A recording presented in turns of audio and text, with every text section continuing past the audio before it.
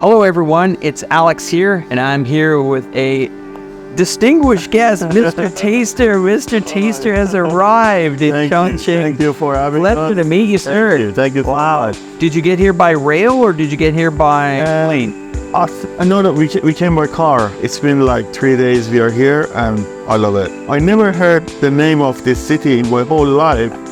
So thanks to you and Barrett for showing us this city, and I'm so happy to be here. I want to know first impressions of this city when you got here. Before I come to this city, I was thinking that this city is, because I never search, maybe I search for food, but I never search for the city, like to get information. But before I come, I was thinking it's very small city and it's maybe like a village. And seriously, that was what I was thinking. And when I came here, I said, Barrett, what's going on? It's a big city. When I was going to school, my geography wasn't good enough. So maybe that's one of the reasons, but I'm so happy to be here. It's a beautiful city with beautiful people, with lots of energy.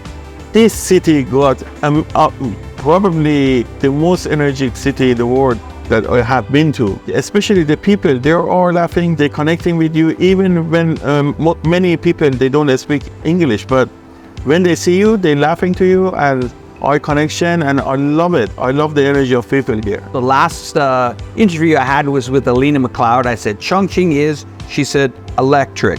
So Chongqing is... You know, if you look at my videos, it's not just food, it's about connecting with people as well.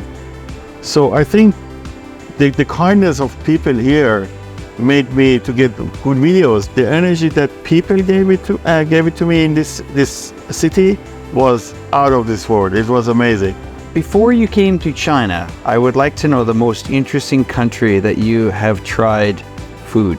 I would say Afghanistan was one of the best cuisines I ever been to. Afghanistan was very special for me because after Taliban, nobody went there. So I was feeling proud that I'm brave enough to go there. And it's not just about being brave about the food. It was brave about the like going to a country that you don't know what's going to happen for you. The meat was like, I never had it in my whole life. Yeah. What kind of meat would they be serving? It was mostly because it's close to Iran as well. Right. It's very close food. I mean, very close cuisine to Iran. So mostly they use lamb. Lamb. Okay. Yeah. So, but the quality of food was, I would say, #1 in the world. Wow. Yeah.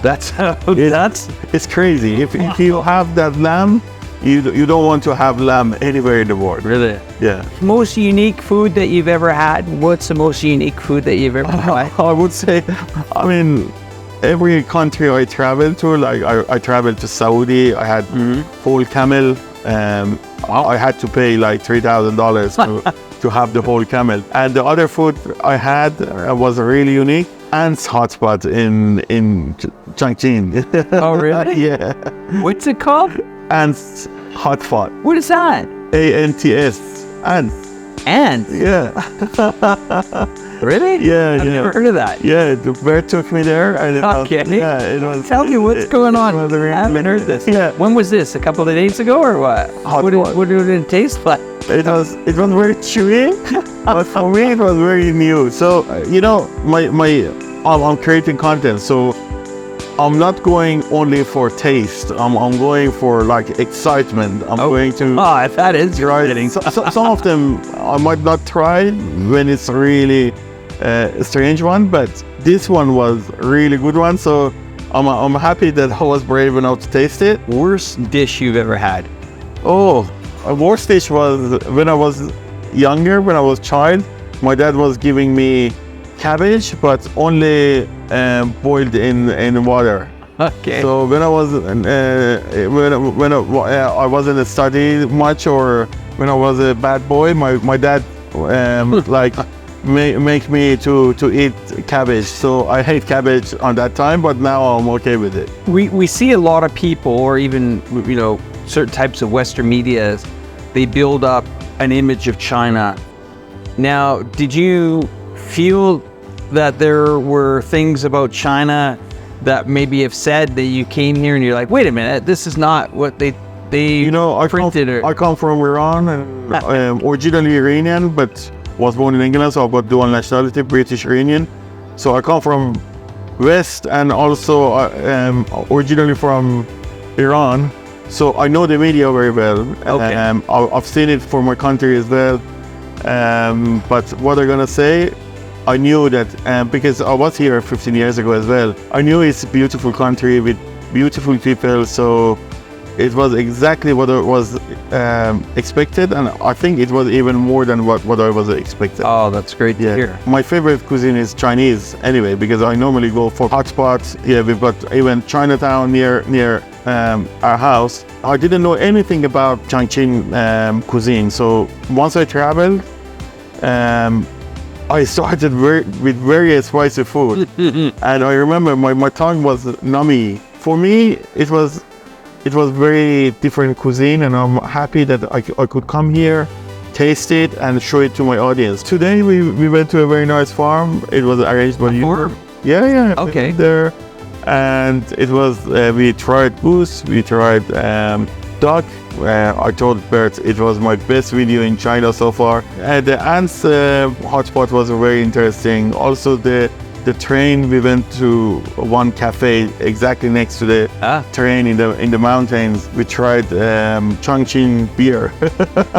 Hotspots here are amazing, especially the spices you're using. It's crazy, and I love this so much. Chow mein noodles, Chongqing noodles. Oh yeah, that's a good question.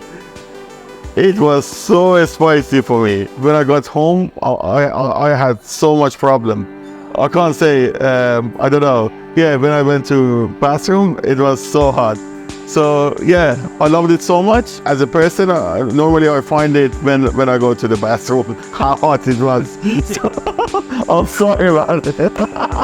Mr. Taste, I want to know, where'd you come up with this name? Yeah, 14 or 15 years ago, I was in London for a conference called SES, Search Engine Strategies in London. I went to a restaurant and I had baby octopus and I put it in my Facebook.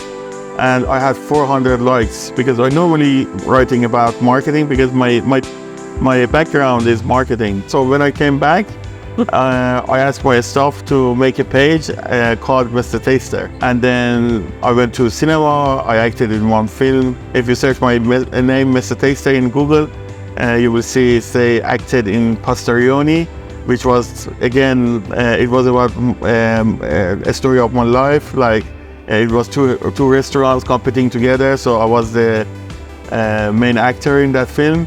And then I did TV shows and but yeah, 1 year and a half ago, almost I moved to Dubai from Iran, so I started my new chapter of life, and I'm so happy to be in Dubai as well. Where's this passion for food coming from? What is it? I'm a businessman as well, so many people thinking that I'm eating only, but it's not eating only. I used to have like 50 people working in my office, but at the moment it's only 10. But I'm growing again. I'm starting my application very soon called Mr. Taster. So yeah. Let me slow you down on that. Mr. Taster app. What does Mr. Taster app mean? It's an application. If you come to Dubai, you can find your restaurants based on my experience, people experience. Also, you can search based on the location you are, and many other stuff. Like you can ask Mr. Taster, which restaurant is the best Italian restaurant in Dubai or the best Chinese restaurant in Dubai. Many people trusting my reviews because they know that if it's bad, I'm not going to put my video up. I will film it. Okay. Because I don't want to be rude to my to the restaurant I went to. But normally, if I don't like it or if I just don't put it in my application or in my website. Yeah. Where do we go with Mr. Taster? Where does Mr. Taster really want to take his audience and his influence? That's a good question. Food is the best peace language, and my dream is one day using it for the whole, like making peace for all the countries. Many people loving Mr. Taster. I'm not saying Mr. Taster because it's me. But I can see that people love Mr. Taster because He's friendly, he's honest, he's kind, and he tried to be friend with any country. It doesn't really matter which country it is. People are far from the politics. You know, food is the excuse. Right. It doesn't really matter that where you're from or which country you are coming from. It doesn't really matter if you are rich or. That's why in the same time I'm going to luxurious restaurant in the world. In the same time I'm going to the cheapest restaurant, money-wise, I'm saying, because for me that restaurant is the same as that luxury restaurant. So yeah, I'm trying to show people that it doesn't really matter where you're from, how much money you got. You can enjoy life as much as you can without even no money or with money. So that's what I'm doing for Mr. Taster at the moment. I'm going to bring Bert, who we've been referring to a lot here in this video. Bert, we've been saying his name. I think it's important that I put Bert in this chair for a couple of minutes to end off this interview. And yeah, so I've known Mr. Taster for around 2.5, 3 years about, and we first worked with each other in Vietnam. Yeah, we tried some weird food already together. We're gonna try more weird food here. You're gonna see in Chongqing as well. So perfect. definitely check out Mr. Taster. He helped me a lot in this country, and thank you so much for that. Ah, you're welcome. Yeah, and you can check out my channel, Bert Digs This. And then, Food Expert is also a channel you can check out too, but I'm doing less of China content on that channel, more Philippines content. But yeah, also Mr. Taster is going to have a lot of videos coming out in the next month or so. I also really have to thank Reportify Media and Travel and also iChongqing for having us out here, inviting us out here and showing us around these awesome days. And yeah, Mr. Taster, thanks for coming out. No, thank you. And thanks to Alex. Thank you. And thank you guys.